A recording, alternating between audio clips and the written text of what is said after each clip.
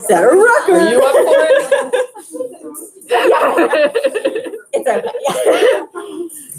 You open the Okay, so we online are, or the. I Yes, just yeah, she's opened doing it it. and we are signing in Oh, perfect. and getting settled. I'll put this in the chat. I feel so fancy. Oh, yeah, very fancy. I gave her Is this a good angle? So we're gonna So, hey, they can't even see because what's even if going on. we're not, we prefer if it's just parents. If there's no other thing for her to do. Maybe she could just go in that. Okay, because we're at an RSVP of 68. Okay. So Okay. we're not expecting all 68 to show up, but it might get a little crowded. I should have yeah, just my eraser just around again. I should give you, I have washcloths that actually are like, I mean. Oh, I should probably just like, if I have old towels or t-shirts, I should just use them.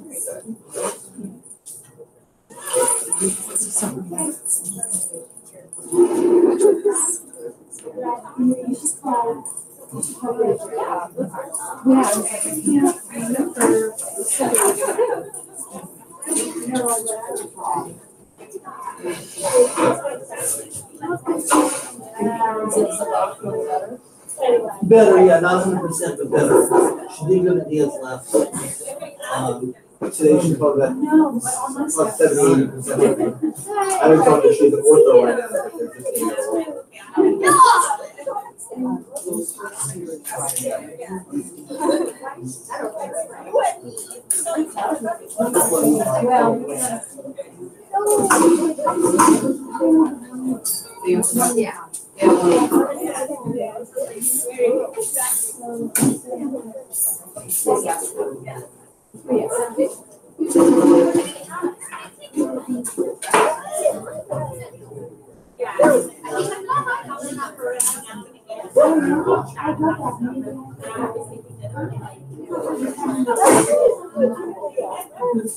That's why I can't. That was good. It's not free. It's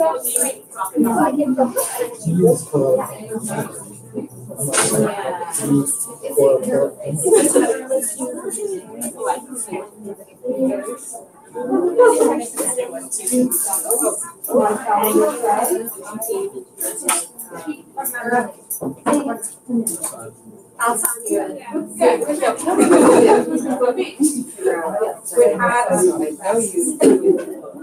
I've seen you before, but I don't remember. Charlie stumbled. Isabel is dead. Great.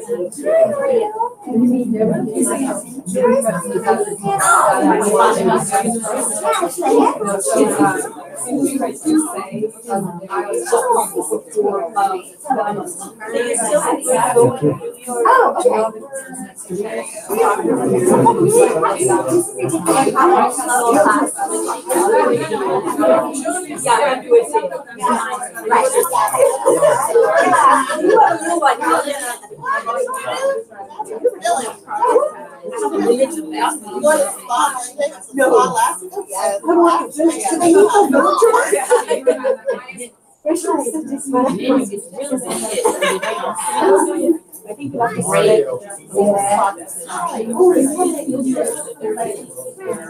Right, but it's better if we're gonna make some mistakes. Nasty. I put my glasses. There's like great. Whatever we would like to keep different. Well, not right now.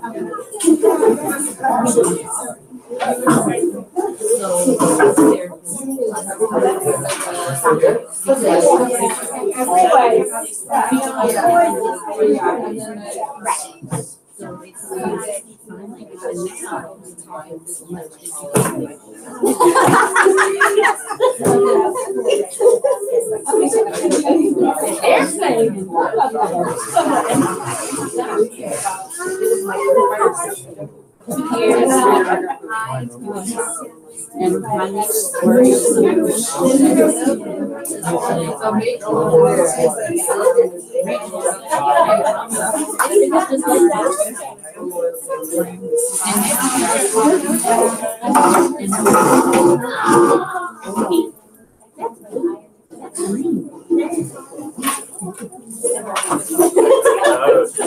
All right.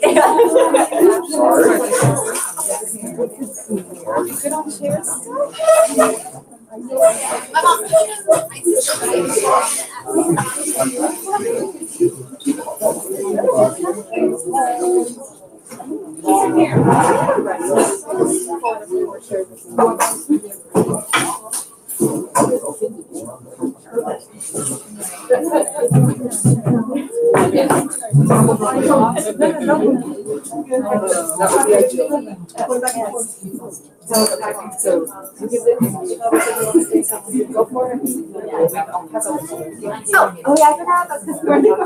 I thought about it like 5 minutes ago, and then I forgot. All right, good evening, everyone. You guys are better than some of the classes I was in today. Anyway, good evening. I'm really just so happy that our math and science teacher for sixth grade have decided to do this night for you to kind of talk about a number of different issues, but really kind of the transition going into, I know it's hard to believe, but we're not that far away from seventh grade. And 6th to 7th grade is a huge transition. So, you know, I can't thank them enough for putting this together to kind of get you prepared for the transition just right now and then into 7th grade. So I'm not going to say much more. I'm going to go off and get out all those admissions letters that are coming out tomorrow. Thank you. Thank you, Dr. Hicks. Thank you. Did you already explain why we are dressed the way we are dressed? No. Just like to dress it quickly. Last semesters they know. Okay, yeah. Typically we dress more professionally.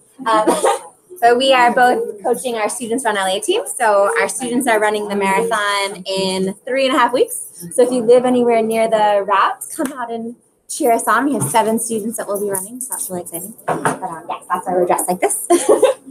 Yeah,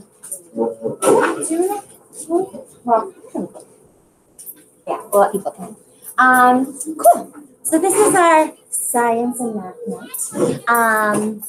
We just have been discussing some of the trends, both strengths that we're seeing as students are transitioning into Gala and into middle school. Those are really big deals for them. And they're getting super comfortable with each other, with us, which we love, and they seem very well adjusted here. And we're happy as teachers here, trying to make that environment for them to feel comfortable.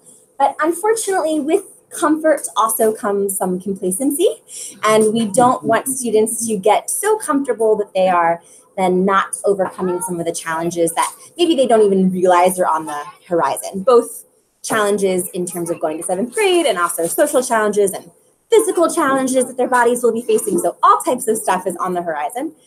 So we just wanted to take some time to talk about our expectations and then also obviously how you can support, because they are your wonderful daughters. And we see them for 90 minutes about every other day. You obviously spend a lot more time with them.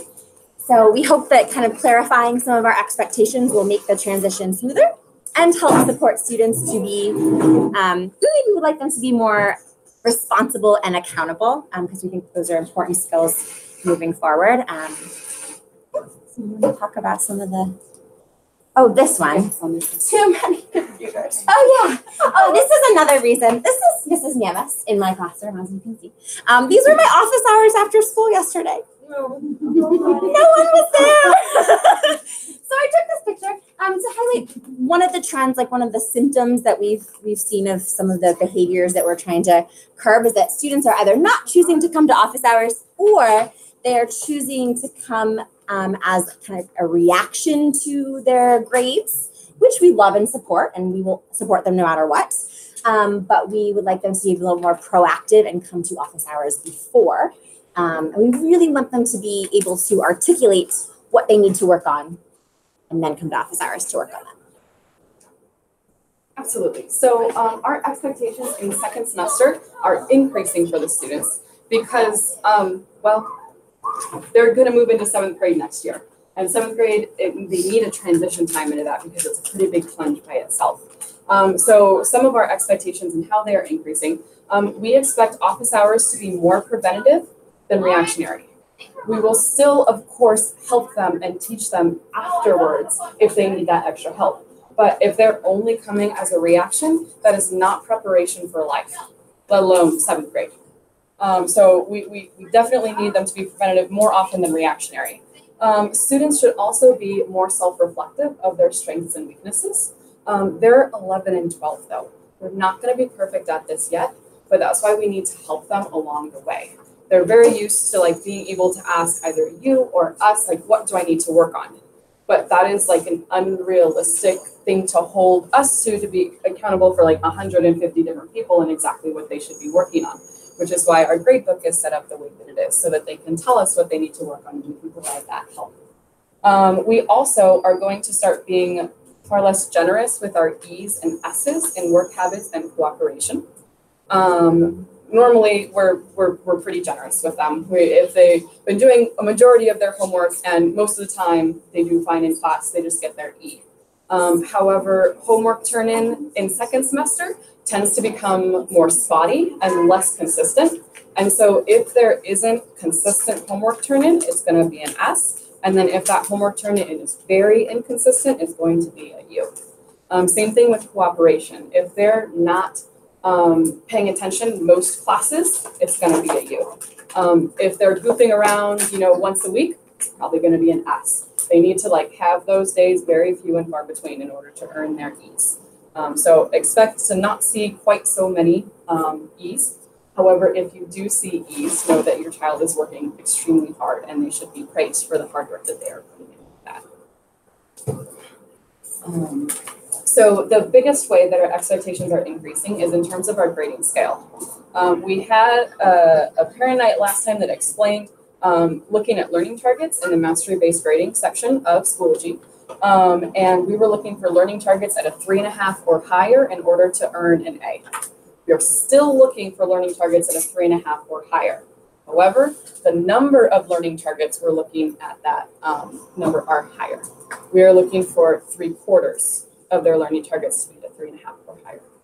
I have done this grading system with up to 95% of the learning targets need to be at that score or higher. And I've learned that students will rise to whatever expectation is set and enforced. That if we give on this, they will not rise to that expectation. But if we insist that they excel, they will. So the same thing for a B. They need to have 3/4 of their learning targets at a 3 or higher. The standards for a C are the same, just nothing below a 2. The standards for a D are the same. If they have any score below a 2, it is immediately a D, because it means they're not prepared for what's coming next.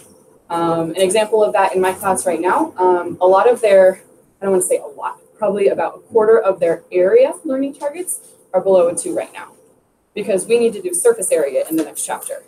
They can't do area, they're not prepared for surface area. So I need them to work on that and fix that so that they're ready for what comes next. So this 3.5 is staying the same, but 75%. 3 is staying the same, 75%. All these are the same as before.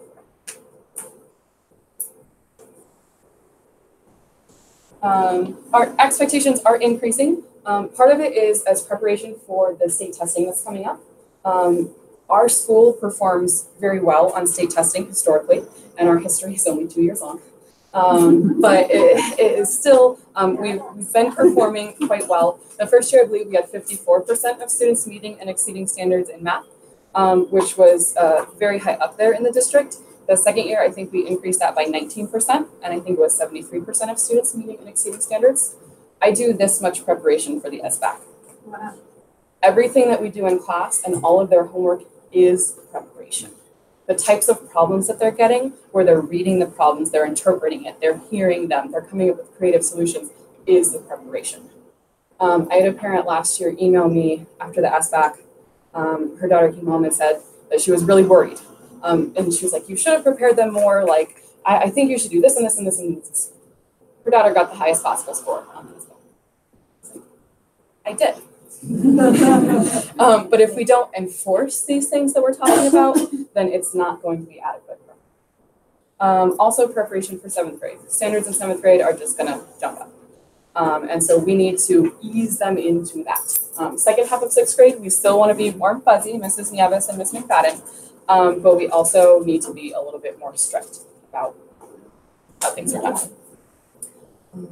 Yeah, and we also want to prepare them for life. Obviously, neither of us became teachers just because we love our content area. We also know that we're helping to develop leaders and citizens of the world, and there aren't really retakes in life per se, certainly not in college. So we want them to be able to make mistakes now when they have the safety net that exists, but we also want them to be building those habits of mind and behaviors to be prepared to, to meet the challenges and stresses that are going to come later in life. And we also know that, like I mentioned earlier, students are going through a lot of changes. You've probably noticed just at home, maybe your daughter is, doesn't want to spend as much time with you. She's too cool for you now, or, they're hormonally going through changes. Their brains are going through changes. So they are maturing, which means that they're also ready to take on those challenges. And so we want to make sure that they're really tackling them and they're building the confidence to do so and not, feeling held back or that they're not able to take it on. And then we also have an article. It's in your folders.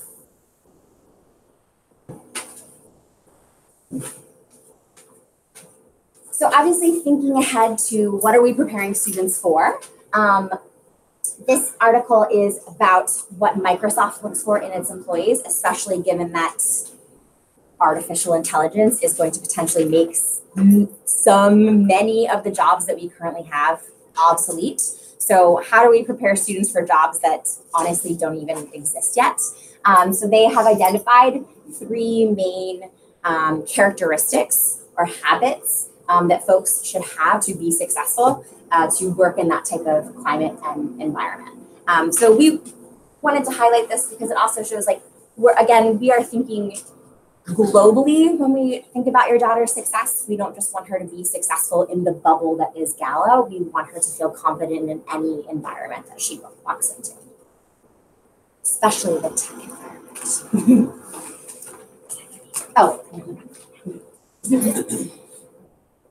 So it's like I don't use the slides. Okay, so we are here not to talk at you, but to build strategies with you so that we can help our students be more accountable and develop these skills that we're talking about. So a big change that's happening in math. I don't know if any of your girls have talked to you yet. They are shifting to a self-assessment system for grading, where students are in charge of analyzing their strengths and weaknesses and scoring themselves. My hope with this is that they become more aware of where they're at and what they need to work on so that they can address those in office hours before the test rolls around. So there is a paper on the left side of your folder that is the self-assessment system that we are going through. After each lesson, they are going to score themselves on that scale of I can help somebody else with it. I can do it on my own. I can do it with my notes. I can do it if someone helps me, or I can't do it because I haven't tried yet. And so far, it's been going really well. This is a trial run with 6th grade. So I got this at a conference that I attended, and I thought it was amazing, and I implemented it right away with my pre-calculus students. Their brains are mature, they're fully aware, they have no desire to cheat or give themselves a different grade. And so I was like, let's try it automatically. And then I started giving presentations to other teachers about how well it was working. And they said, well, have you tried it with any younger students? I was like, no, not so sure about that. And so then different people have started implementing at a younger and younger and younger age. So it trickled down to geometry here and then algebra. And then my husband started it with his 7th graders. And when all of those were successful, I was like, if any students are going to be able to do this, it's going to be the Gala students. So we're giving it a shot. After each lesson, they give themselves a score. They explain why they gave themselves their score. And that muddy bit section is for them to write out anything that is still unclear for them. Those muddy bits are what need to get cleared up either in the next lessons or in office hours before the test rolls around. If those muddy bits aren't cleared up, their test isn't going to look great. I have some results. Can we get to the Google folder? I want to show them some of the things that students are saying and writing. Some of the results so far, like the students have been able to be like super reflective. Some of them are getting there, but that's also why I would like your help in looking at this. Maybe if you can't do every day after class, if you could do once a week, like see how they're doing, check in with them, check how they scored themselves, so that you can know if they need that extra help or not. Can you give your office hours one more time? Yes, yes. So besides being available in the newsletter, just in case, they are Monday after school and Tuesday and Thursday before school. Listen to that presentation. So it was doing that for me also, and then I went into an incognito tab and opened it. And in the incognito tab, it worked for me. Oh my God. With those two dots.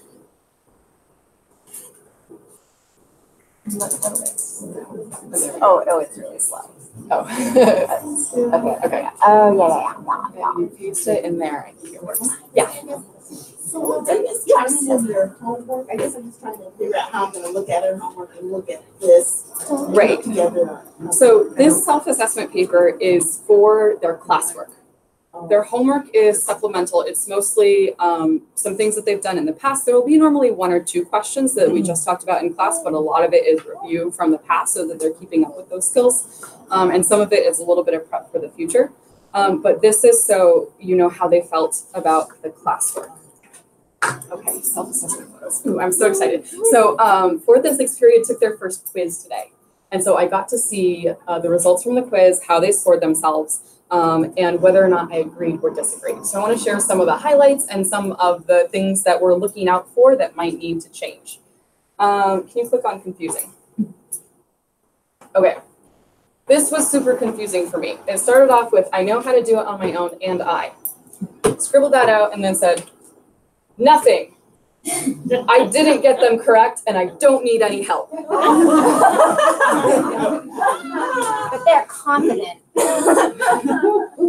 So this is something that we're working on. I'm not quite sure how to best help this student right now. Let's go to 2.5. 2 out of 3, number 2, but 2.5. Yeah, 2.5. Okay, let's do let's do good notes. There's good notes and there's a good notes assessment. So another thing that I'm doing is for their like assessments, like quizzes, I'm providing them Post-it notes so they can mark along the way, like where they felt their strengths and weaknesses were, so that when we're going over it and they get the answer key, they can see like, do their strengths actually line up, and do their weaknesses actually line up. And so this student, it's pretty small, but she said, I felt really confident on this part. And I can see that her equation and her diagram were correct. So this was good. She felt confident about this.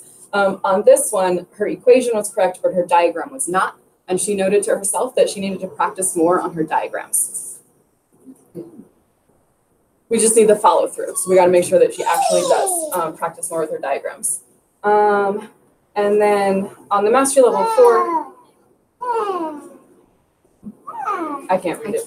That's okay. Go to the score that she gave herself, though.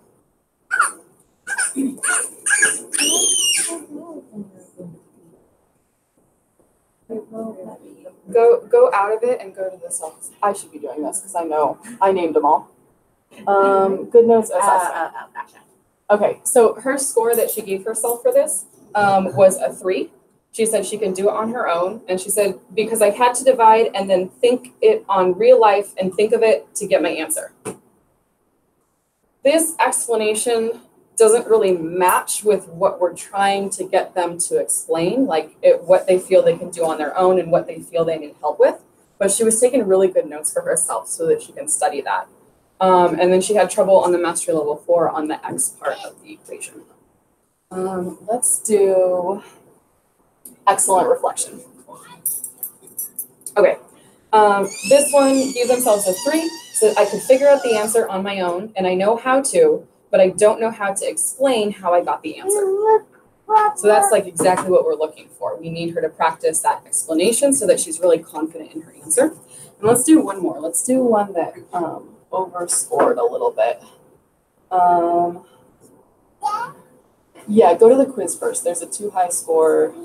Yeah, this one right here. So this student, I would say was just like a little bit overconfident. They had diagrams, but they did not have an equation. And here, the diagram didn't, this one was a good diagram, but there was still no matching equation. And this student ended up giving themselves a 3, saying, I can do it on my own. I disagree with that, because if they couldn't get both the equation and the diagram, then they can't do it on their own quite yet. Maybe they can get there with just a little bit more practice, but this is the kind of thing that I'm looking for is what did they really do and what were they really able to get to? So then when you disagree with the self-assessment, do you note that you disagree with it? So I will when it comes around. So this quiz is not going in the grade book. There's absolutely no incentive to cheat whatsoever. It's entirely for them to know how they're doing at this point in time. The only score that will go in the grade book, if you flip the paper over to the backside, is the one on the very bottom that says, for my final grade, I earn a this. So in that section, they will give themselves a score, they will write an explanation, and they will attach evidence. If I disagree with their evidence at that point in time, I will sit down with them, have a conversation, and if they still believe that they earn that score, then I'll ask them to do another problem or two. And if they really can do it, great, I'll give them that score. But if they're struggling with it, I'm going to say, look, that's why I don't quite agree with your score yet. How about we practice this a little bit more, and when you're ready, come back and we'll do this again. So this is in its infancy. Do you ever experience the opposite, where the person's underconfident and they actually understand it? Absolutely. So in that case, I would also sit down with a student and say, I believe you underscored yourself, and these are the reasons why. I've noticed that during class, you're doing this and this and this. You were able to teach this student this. And that to me is evidence that you deserve this score right here, and I would bump their score up. Yeah. I have a question. For the girls that have mathletes, do you and Miss Nerve work together to use her class more like an extra tutoring session for what you're doing in your class? No. The purpose of Mathletes was to give students a different perspective on what it means to do math and to develop a different relationship with math. It's like a possibility that we can look into, but we let students like self-select who went into Mathletes. So there's some like really, really high students who don't need any extra practice and some really, really low students who need a lot of extra practice. So it's like, how do we really balance that? But that's something that we can look into. Yeah, okay, can we go back to the, because I don't want to talk for too long. Whew. Already doing. I like your song. Yeah, so that's a big thing that I'm doing to try to build student accountability. And if this could like flow over into any other classes, that would be great. Attending office hours before the assessments is huge. Another thing about this self-assessment system that I think is fantastic is that student who wrote, I know how to do it, but I don't exactly know how to teach it. That student should be coming to office hours to practice teaching it to the students who need help. Because that will also prevent me from running around like a crazy person trying to help, 20 different people with all the different things that they need. Is there's a student who needs to practice explaining, and there's a student who needs help. And of course, I'll be checking in to make sure that the explaining is done correctly. But if they're like at that 3 and they're not quite confident about teaching it, send them to office hours to practice teaching it. I think that would be amazing. So it sounds like with the self-assessment, part of building this idea of self-reflection is that via this, that should be the content of the class. I also forgot, I have a request before I turn it back over to you. I've talked for a long time. If any of you are available to come help me on the actual test day, I would love to have volunteers to help me. So I'm able to, in my pre-calculus class, which is much smaller, take notes on everything that the students are doing. Who is making progress on what problem? Who's using their notes for which problem? Which students are helping each other? And so I'm able to verify the score that they give themselves on the test that actually really counts. So if anybody is willing to help just come take notes and be like, this student looked at their notes and they then wrote on this problem, that would be really helpful for me, because then there's just more students in 6th grade and it's hard for me to do that for all of them. So if you think that you might be able to help me out on a test day, just send me an email. And I would love. So will you put out the test date time, or when that will be? So, time? Yes. Yes. Other ways to help students build accountability: let them contact us. and they should CC you. This just helps build their skill of communication. It helps build their comfort with communicating with us. Also, I know that both Mrs. Yavis and I will give students feedback on how they structured their email if we think it is potentially not entirely appropriate, like not beginning with any salutation or writing the letter U instead of spelling out you. So it's just a really good learning opportunity for them. So allow them to do that, but they can CC you so that you can also see what they're telling us and make sure it's in line with what you were talking about your daughter. Do you have another email? Oh, I got one that ended last weekend. So yeah, ... Yeah, you do. Okay. Absences are definitely, that's a pretty prevalent issue right now with illness. We understand that obviously students are going to be absent, whether it's expected or not. And so we really want students to be proactive about that, especially on block schedule. Let's say that they only miss one day. They should be coming to the next class that they have with us having already made up the work because they've had a day in between to do that. Then on the flip side too, if they were to miss 2 classes, that's 3 hours of instruction. So it's just really important that they're staying on top of that, obviously if they can, depending on why it is that they are absent. But we want them to make sure that they're being proactive about that and encourage your daughter to be a good friend to her classmates, because sometimes the classmates will say, oh, I asked so-and-so what we did in class, and they said we didn't do anything. Like, yeah, we didn't that day. You're right. Yeah, that was the day where we didn't do anything. So that's also an opportunity for students to practice helping one another, is by being able to articulate what they did in class that day and helping their fellow classmates. And the emails for absences, it would be like ideal. This would be the perfect email that I would get. It'd be like, I looked at the newsletter and saw that we did this.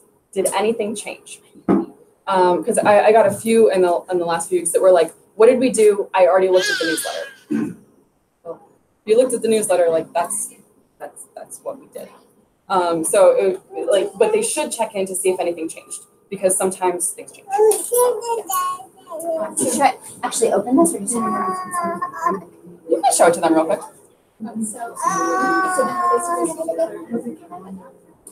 They should look at their classwork and their homework, because the homework, at least for math, the homework only like maybe 1 or 2 problems will be related to what we did in class, and the rest of it is from the past. So if they were to take a look at the classwork and give the classwork a try also, and come to office hours with any questions they have with the classwork. Yes. You don't want to click on it? That's no, okay. I didn't want to do it while you were talking. To help facilitate students taking ownership of their questions. Obviously, a lot of questions come up. This is just a short survey of questions that I hear frequently.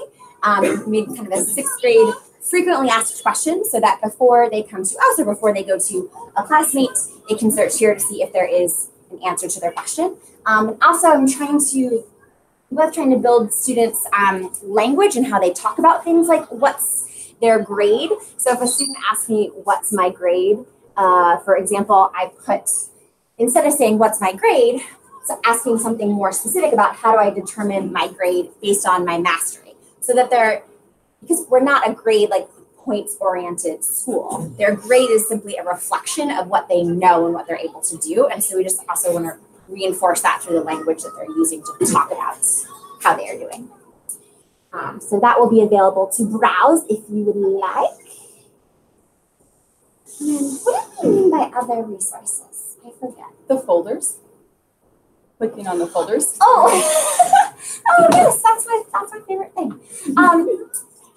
Well, yes, students have this interesting aversion to clicking on folders to open up something else, which I'm not quite sure why that is. But that's just like a very small example of sometimes they would rather ask the teacher, what do I do? Or what is the thing, like what is the link that I should go to or whatever, instead of just trying it on their own first.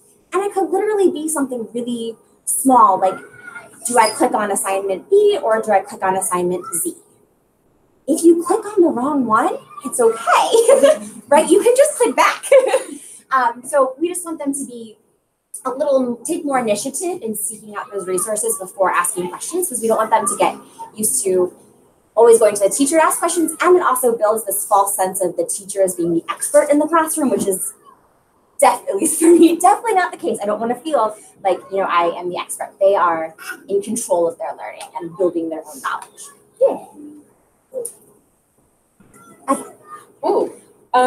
So these slides, we can also email these to you. I do think we need to start going a little bit faster.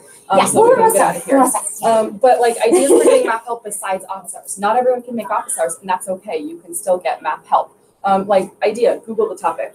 So like if they're struggling with area of a triangle, Google area of a triangle, because that's what I do when they ask for extra help. There's videos, there's worksheets, there's answer keys, there's games, there's all sorts of things that they can find for the 6th grade level of math. Watching Khan Academy, asking me to make a video. I could do like one of my iPad screencast videos to help them out. There's checkpoints in the back of the textbook that they can flip to the checkpoints to get extra practice problems and examples. There is a parent guide that I put the link to in here that has for each lesson some examples worked out, and it tries to connect the way that I'm categorizing myself in we used to learn versus the way that they're kind of trying to learn it now. And so it tries to make that connection and then offer extra practice problems and examples to go along with it. Asking for classmates for help and practicing teaching like a younger sibling, or practicing teaching you, or practicing teaching their classmates in office hours. There's a lot that they could do to get help that's not during office hours. And for Science Funny, these are very similar. Just the one I would want to point out would be some of the language they should be using in terms of what we talk about in class. The challenge question is the question that frames whatever the lesson or activity is, meaning after they do the lesson, they should be able to go back to the challenge question and answer it. So that's a great kind of overview of what they learned in that day or that lesson or that particular activity. And then the analysis questions are the follow-up after the activity. So that's where they're really demonstrating what they got from the activity. And honestly, when I make an assessment, I'm either actually grading their analysis questions, or I am looking at those analysis questions and creating very similar questions because I want them to demonstrate mastery on the same topic. So it's really helpful for them to review as a study method for an assessment as well. Ooh, this is my favorite part. Oh, this is yours. Yeah. Are you gonna go on your rant? No, it just doesn't make sense. Why isn't this? It kind of looks like we control you all, and then you control. That's not what we meant, though. Just to be clear. Just that they're all interconnected and they can all work together, but students should have the largest responsibility. So we're going to talk about all of our different responsibilities. So student responsibilities, and I'm going over this with them in class, as well as our teacher responsibilities and your parent responsibilities. So their responsibility is to actively participate during class. If they're goofing off or not paying attention, they're not fulfilling their responsibilities and they're not trying hard enough. Asking questions during class. There's a couple students who, at the end of a lesson, will just come up to me and be like, I didn't understand anything. I was like, okay, we just spent 90 minutes together. And now you have a 5-minute passing period. Somehow you think of so really asking those questions during class would be super helpful. They need to review their classwork that they did daily and do supplementary problems if necessary. One of the things that I noticed is when I was talking to students after they graded themselves on the quiz today, I said, if you gave yourself a 2.5 today on the quiz and you don't do anything at all before the test rolls around, what score do you think you're going to get on the test? And they said 2.5. And I was like, no, probably not. If you don't review what you've done, your score is probably going to go down. It might go down to a 2. It might go down to a 1.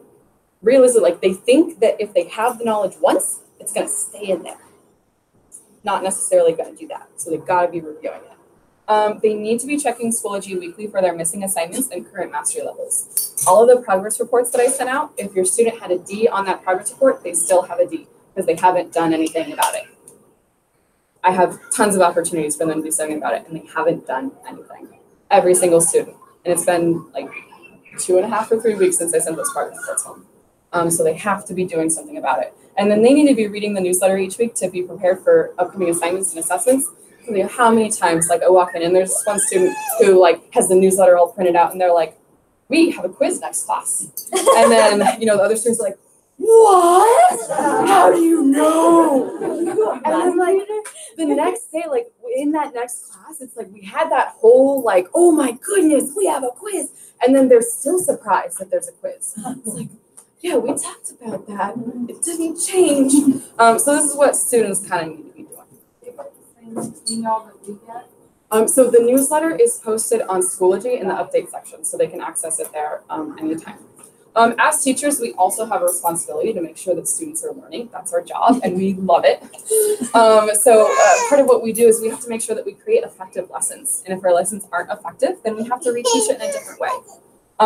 We also need to design ways for students to keep track of their learning, which is why we do things like notes and why we do like organizing their planners and their notebooks and Schoology so that they can keep track of their learning. But if they're not utilizing them, that's not going to help them.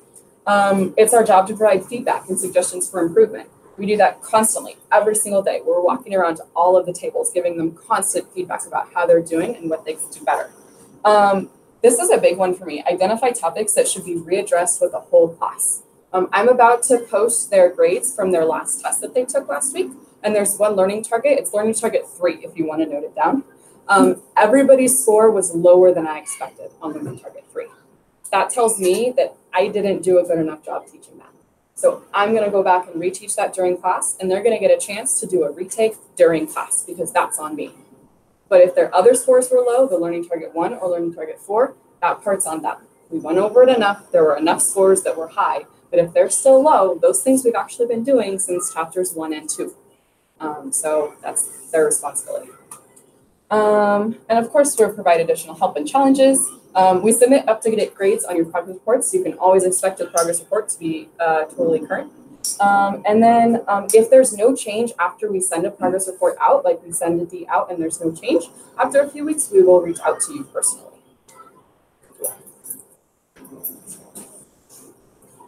And then things that you all can do, which is probably why you're here. So what do you want to talk about the homework piece? And then I can Okay, yeah, because it's math. So these first two are math. So if possible, if you could check your students' homework for quality and or correctness, that would be ideal. So if you go to homework.cpm.org, you can click on the lesson, the problem. It'll give you hints and an answer along the way. So this link is also in every single newsletter. Sometimes it doesn't give the answer if there's like an explanation or if there's a variety of answers, but the best you can do is the best you can do. Just make sure that it's actually getting done and that it looks like quality work. And asking about their self-assessment score for that day so that you know and you can try and advise them on whether or not they should be getting extra help or not for that. And then most of these other things are helping to facilitate like the student accountability pieces that we talked about. So checking Schoology, not to like hound your daughter and say, oh, you didn't do this or you didn't do this, or like, don't you need to work on learning target 3, for example? But instead so that you know, okay, well, when I looked at Susie's grade, it looked like she needed to work on learning target 3. I'm going to ask Susie, how's class going? What do you need to work on? I'm going to see if she articulates for herself that she needs to work on learning target 3. And then if she doesn't, the conversation would move on from there. So we want you to be in the know so that you can help your student make sure that they are in the know, but we don't want you to just tell them or do it for them. But you being in the know helps you facilitate that for them. And also just being supportive and being positive, being open, having grace. I always appreciate how wonderfully supportive parents are because sometimes I forget things or I think I told a class something and I didn't or whatnot. So I ask them just to appreciate the positivity in those moments as well. The last paper in, Quick question. It kind of feels like checking homework every session is not, it's kind of counter to letting them take responsibility for it. Is it something where if they're doing well, we don't necessarily need to check it? Or? Absolutely, I agree. Yeah, because yes, I agree. If they're doing well and they're doing fine, don't worry about it. But if they're starting to struggle, their grades starting to drop, then yeah, check it. So is any of us going to require internet access? Because we've been really strict about no internet access during the week.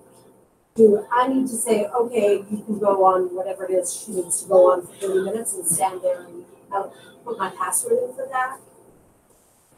That's a possibility. If she can also like check Schoology on the weekend. You know, if it's we can print out the newsletter so she doesn't need to access it online. There are a lot of things that can be done without. But would it be helpful? Is it 30 minutes a day? Do you have any idea? I mean, I'm happy to do it during the day. I just want it to be a managed time and not a, I come in and she's on YouTube with the homework is 3 minutes. Yeah, if she has a purpose for it, like sometimes I have video homeworks on YouTube. Like if there's this video homework in the newsletter, then absolutely that would be useful. If she says I need to access the homework helps, that would be useful. But if it's just like, oh yeah, I think I'm supposed to do something, then I need to check. That's the thing. I need to check. Yeah, so this handout, as Mrs. Jana said, is in your folder, and these are just some ways to help students study. Students are really great at looking at their notes or their homework, but not actually actively engaging with it, because that's a skill that they have to build, and sometimes people will get to college and still not have those skills for studying. So that's why we all want to help them build those skills now. And so these are some concrete strategies about types of conversations, questions that you can ask. Where's that? I really liked the questions. the questions in your upload. No, I thought they were out too. Just kidding. Oh yeah, Yeah, that's these are good. the ones I like. Yeah. So instead of just did you do your homework, or even if you don't feel comfortable helping with the homework, you can still ask questions to get them there. Most of the time, if a student asks me a question like, how do I do this? I go, try it. And they try it and they do it fine. Or they're like, am I allowed to do this? I'm like, are you? Nope. Okay, there you go. Like I just like flip it around on them and they're able to answer their own questions, but they just feel comfortable asking it. And so just flip it around and ask them, and that's fine. But yeah, lots of suggestions for instead of just did you do your homework.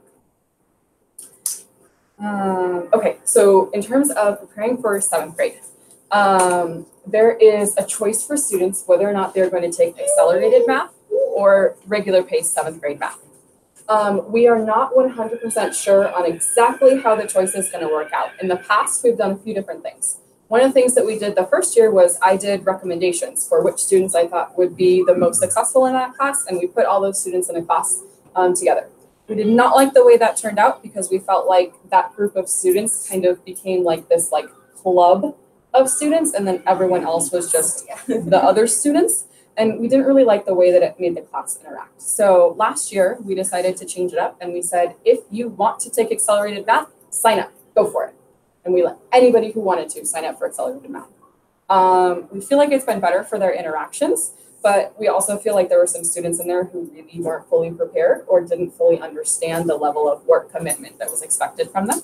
So this year we're trying to rethink it just a little bit more. We're thinking of maybe doing an application process. Not so that we can be like, this looks like a quality student, but just if they're willing to fill out an application, they're probably willing to put the extra work in. We're not totally sure exactly what's going to happen, but in May, we are going to give the students a 7th grade accelerated experience and let them all participate for a few days in 7th grade accelerated math so that they get used to what does it feel like to be in a class of 38.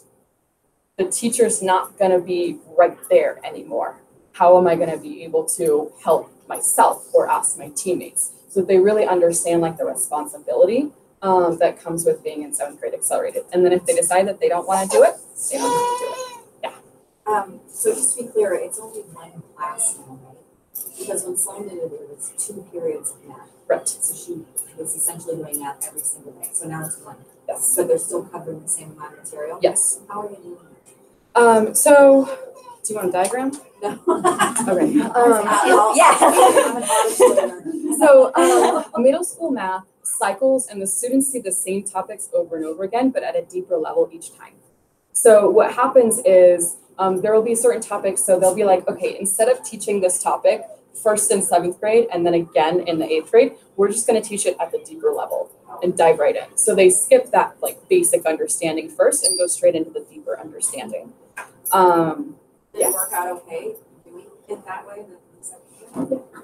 Working out fine. And what's the benefit of doing so? So accelerated math, if students only do 6th, 7th, 8th, algebra, geometry, algebra 2, pre-calculus, they will not get to calculus in high school. We want all students to get to calculus in high school. However, 7th grade is not the only time that they can accelerate.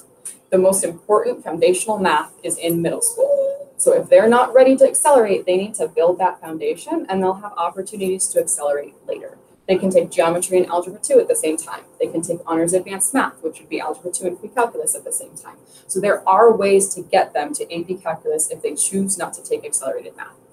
They really need to make the choice on what they're ready for. Yeah. Just checking to see if that answers the question I had. Because it could prevent them from achieving their A through G requirements. So is that the plan for making sure that they get through all the math? Yeah, it will not prevent them from completing A through G requirements. A through G only requires that students get through algebra 2, which all students will get through no matter what. It would just be if they wanted to take that challenge of AP calculus, then they have to accelerate at some point in time. And it might be like that you guys choose to do a summer school on your own. There's, yeah, a lot of different options for that. So more info will come in May.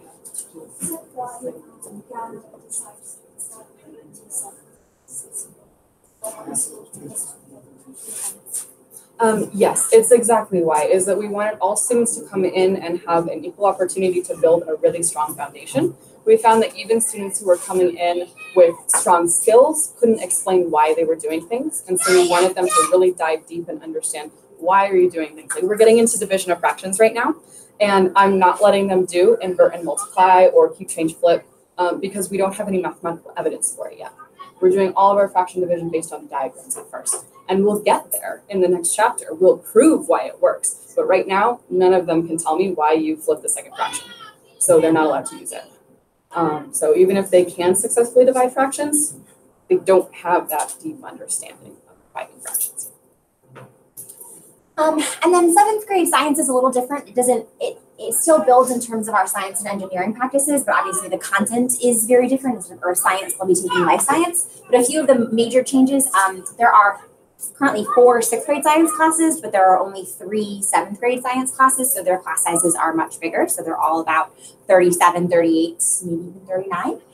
So it's, as Mrs. Davis pointed out, it's really important for students to be able to advocate if they need help, because there are going to be many of them in the room. And also, just as they increase in science, something very exciting about that is that they get to use really cool materials. But Ms. Kelty asked me, I remember last year, about a student. She was, did she twirl in your room? And I was like, what do you mean? Did she twirl? And I was like, no. She's like, well, she twirls when we do labs. So just students in 6th grade, we went, they're very joyful and enthusiastic, but they're going to start using even more expensive and potentially dangerous materials. And so it's also important that they're building that self-discipline to be ready to use that stuff, because it is really awesome. And we don't want them to not be able to use it because they can't, handle using a pipette or. Next up, come to open house. Open house is really fun. I actually really love open house because it's just an opportunity for you to get to see what your students, your daughters, your children are learning about. It's much more like content focused. It's not an opportunity to discuss specific grades or anything. There are obviously conferences and other times to do that. But you get to go around to your classrooms and explore the content, and we have fun pie-related activities because it's Pie Day. There's also actual pie, which is tasty. So that's kind of like the sequel to tonight's. And that's just 2 weeks from now. Oh my gosh, yeah. I actually don't know. Probably. Yeah. Okay. Most likely 5 or 5:30. That would be my guess. Yeah. I would guess 5. Conferences start earlier, but I would guess 5 for open house. Yeah, like 5 to 7 maybe. That sounds right. Yeah, unless the walkathon goes long. Yeah. Oh yes, walkathon. Yay. Sorry? I don't think they've announced it. Okay. Well, maybe that's why we don't know it yet. Yeah.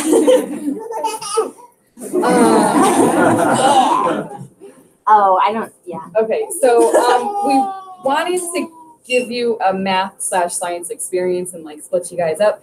It is 6:25, so if you want to go home, you can absolutely go home.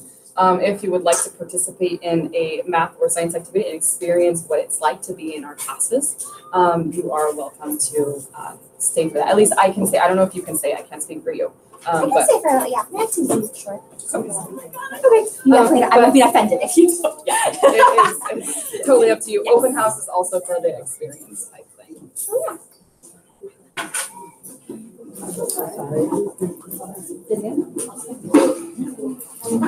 Stop the live stream now. Okay. Does it make sense? Bye. Thanks for tuning in. Bye.